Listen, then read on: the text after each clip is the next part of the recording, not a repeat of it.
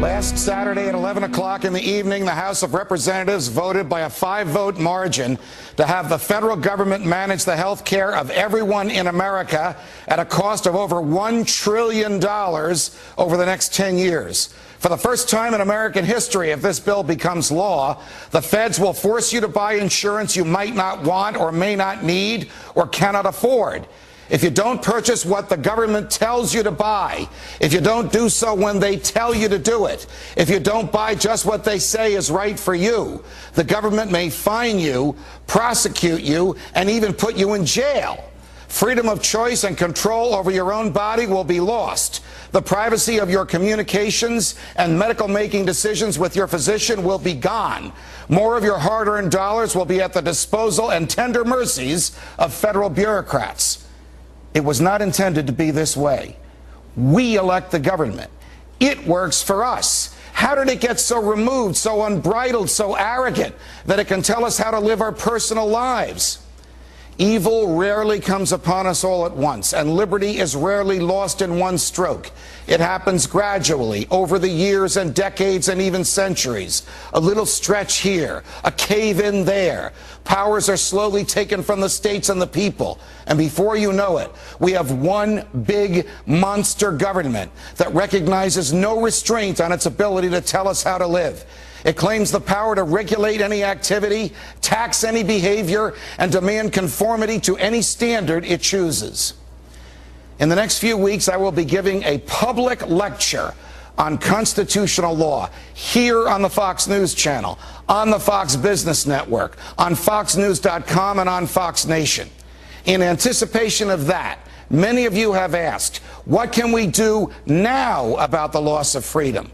We can vote the bums out of their cushy federal offices. We can persuade the state governments to defy the feds in areas like health care, where the Constitution gives the federal government zero authority.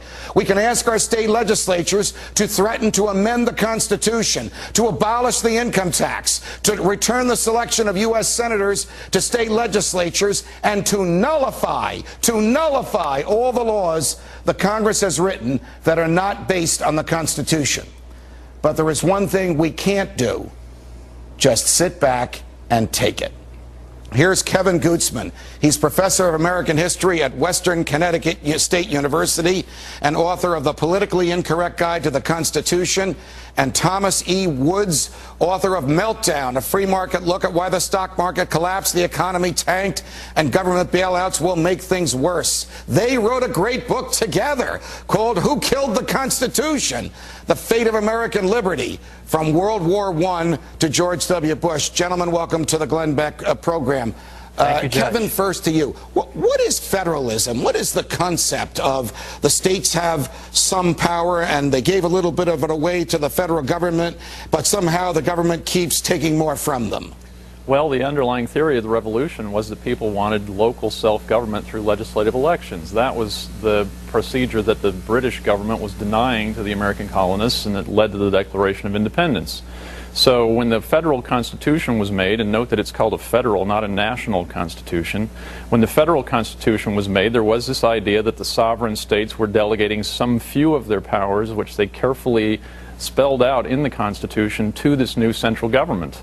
And the great residuum was being retained by the states, so that people would still have control over most areas of their government's behavior through local legislative elections. Tom, how did the federal government get so big and so powerful? We wrote a Constitution that states in it pretty specifically the 17 unique discrete powers that the Constitution delegates to the federal government.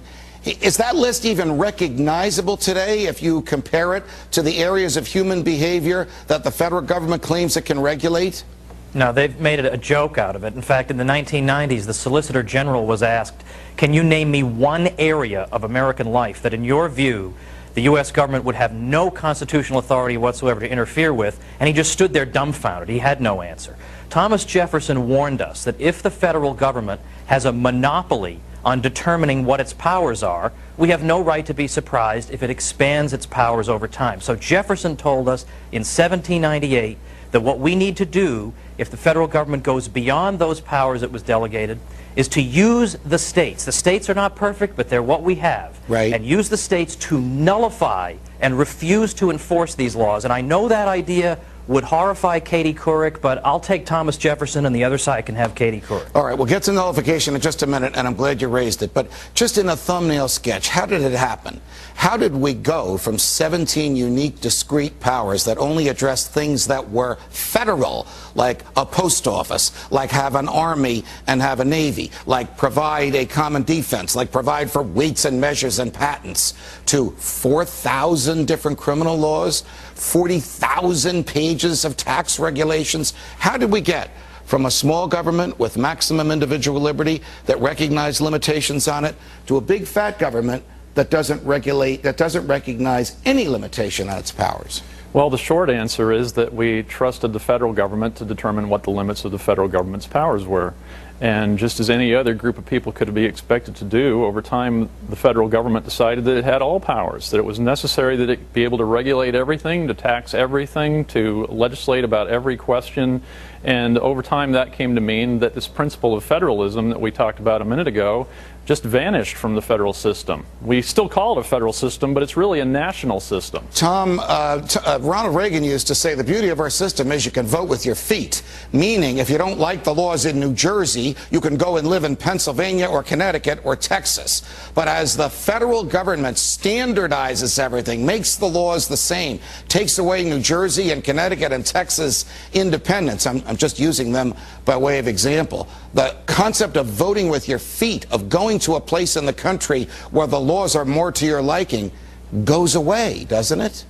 Right, and you know, in the old days, the left used to support this principle. Kirkpatrick Sale, the old left, they liked decentralized power. They didn't like a gigantic bureaucracy, whereas now, left and right seem to like a gigantic bureaucracy that overrides the powers of the states. And in fact, when you look at the history of Western civilization, how did liberty come to Europe? It came to it because Europe was a bunch of tiny little municipalities where if the prince was oppressive in one place, as you say, Judge, you could just vote with your feet and move somewhere else, and that encouraged them all to support liberty because they didn't want to lose their tax base. When you remove this incentive, which is a healthy incentive, you get the system we have now. All right, Kevin, you and I have talked about this on air and off many times. There are a couple ways to amend the Constitution, but they all involve the states.